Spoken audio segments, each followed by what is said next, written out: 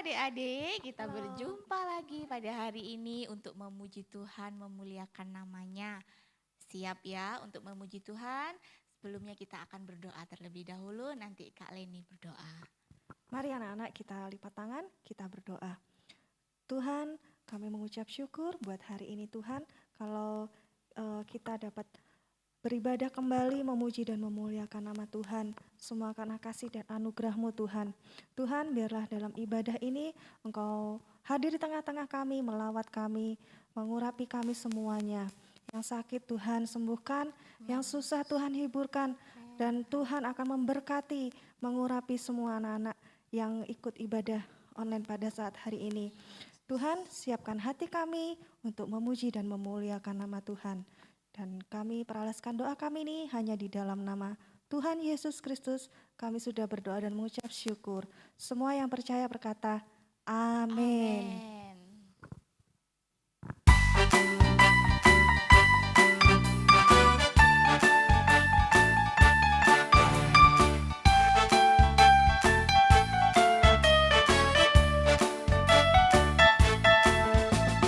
Kau dan aku, ku dan kamu, kita selalu bersama, seperti mentega dengan roti. Kau dan aku, ku dan kamu, kita selalu bersama, seperti celana dengan baju. Ku akan selalu mendukungmu, mendorongmu terus maju. Dan bila kau sedih, ku akan memelukmu dalam Tuhan. Kau dan aku, ku dan kamu, kita selalu bersama, seperti mentega dengan roti. Seperti celana dengan baju. Seperti dirimu, seperti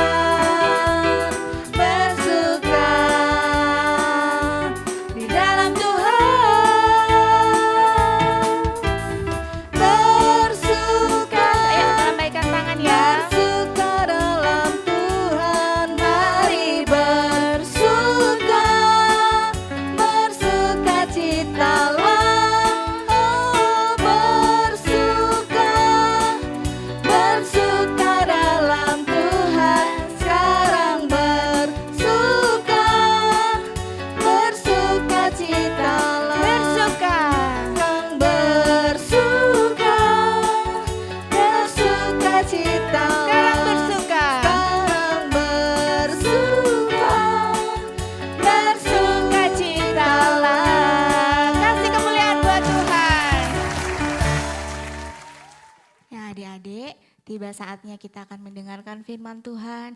Biarlah kita menyiapkan hati dan pikiran kita untuk fokus kepada Tuhan Yesus. Sebelum kita akan mendengarkan firman Tuhan, kita akan menaikkan lagu firman Tuhan.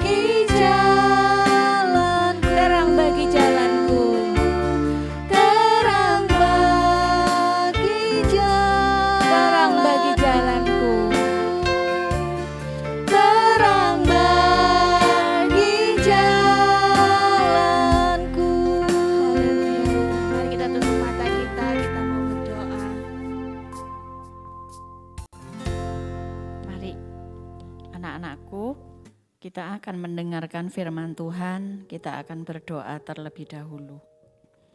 Terima kasih Bapa di surga, kami mengucap syukur, kami kembali datang untuk mendengar firman-Mu. Kami mau belajar Tuhan, untuk menjadi karakter yang lebih baik lagi di dalam Engkau. Dan kami percaya Tuhan Yesus, ajarkan kami Tuhan, untuk kami mengerti setiap isi hati Tuhan pagi hari ini.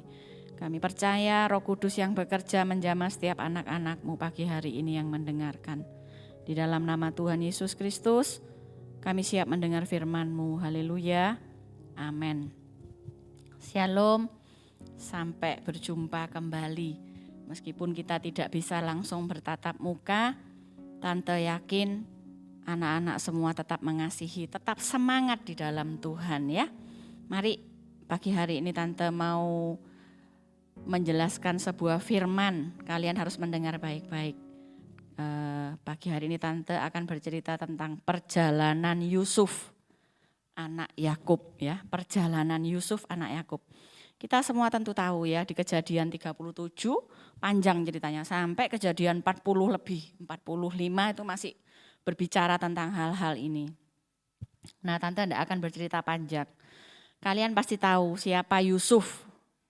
Yusuf itu adalah anak dari Bapak Yakub. yang memiliki perjalanan panjang dengan ending yang baik. Apa yang Tante sekedar mengingatkan sedikit ya. Kita tahu semua, anak-anak pasti juga sering mendengar cerita tentang Yusuf ini ya. Apa yang boleh kita mengerti? Oh Yusuf, yang kita tahu ya, yang anak-anak tahu. Yusuf ini dijual oleh saudara-saudaranya, dibuang, lalu dijual. Lalu Yusuf ini tinggal di rumah seorang kaya bernama Potifar.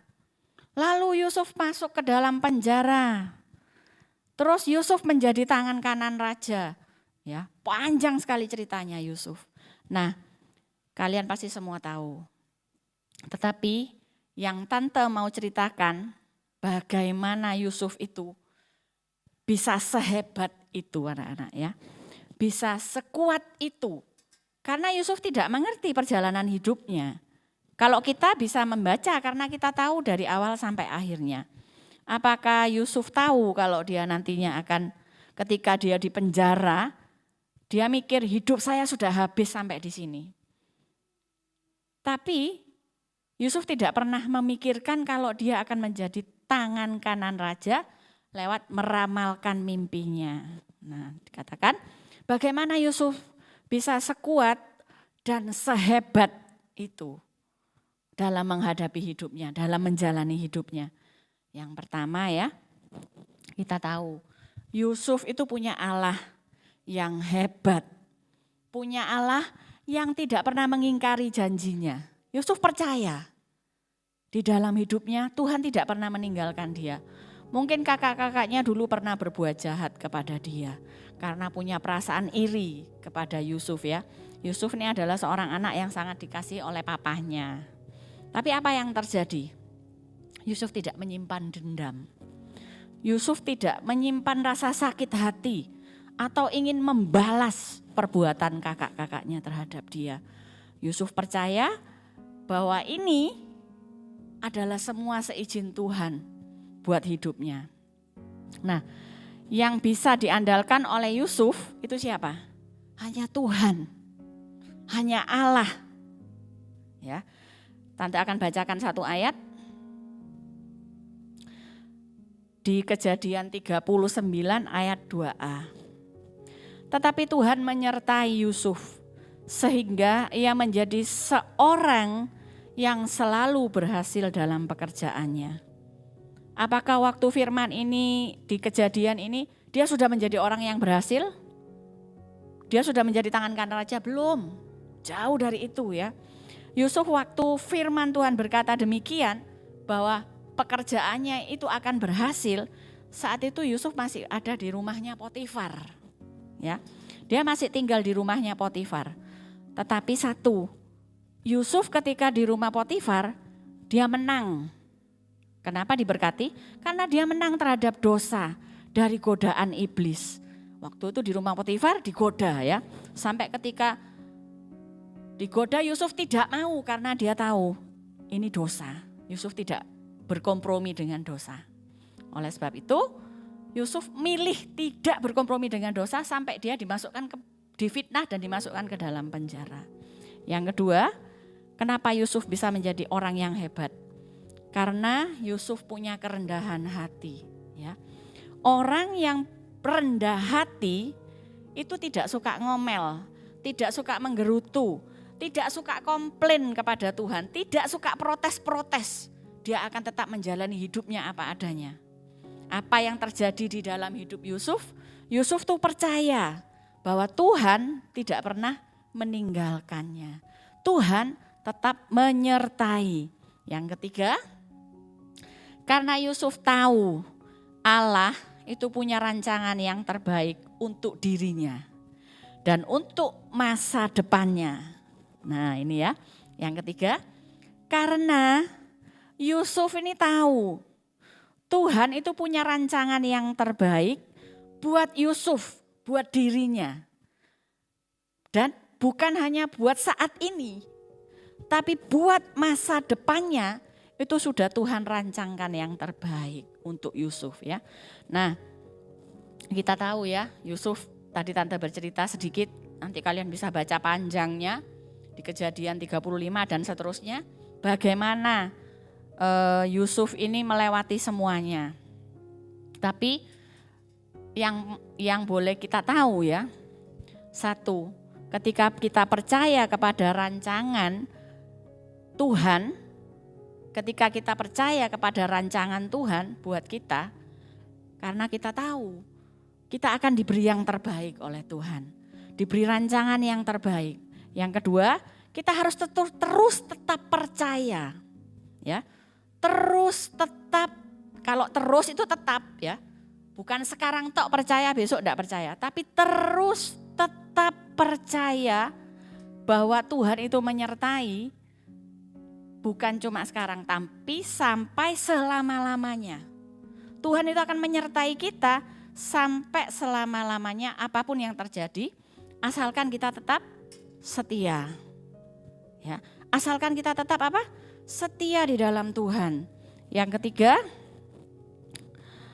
kita harus memiliki sikap rendah hati tadi ya.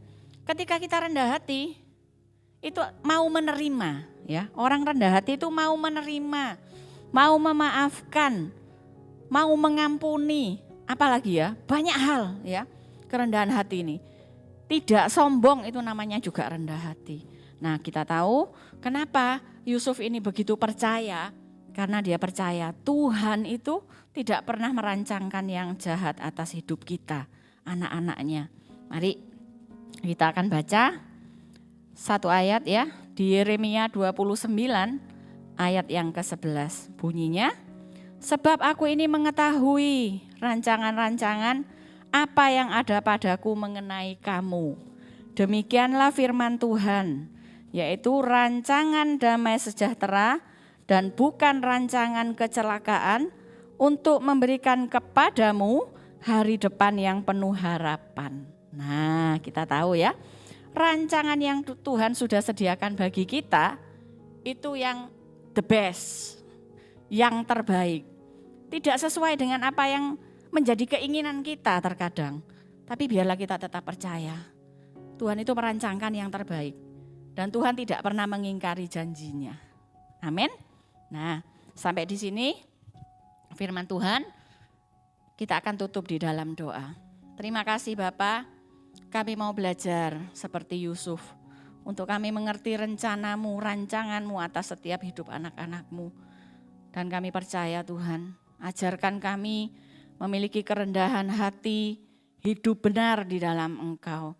Terima kasih Tuhan Yesus, terpujilah namamu.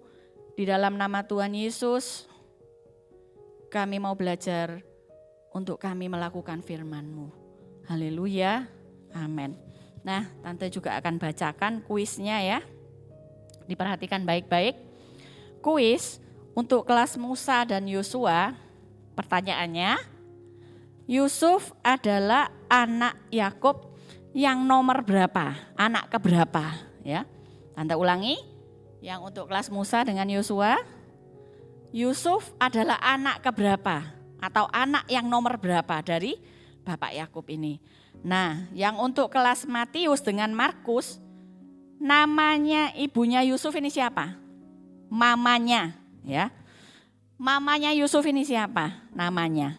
Nah, yang ketiga, yang kelas Lukas, mimpi apakah, ya? Mimpi apakah Yusuf sehingga saudara-saudaranya itu membenci Yusuf? Mimpi apakah Yusuf sampai saudara-saudaranya itu membenci dia? Sebutkan ayatnya di mana. Nanti bisa kirim ke seperti biasanya, ke nomor seperti biasanya secepatnya ya. Terima kasih, shalom, sampai ketemu lagi.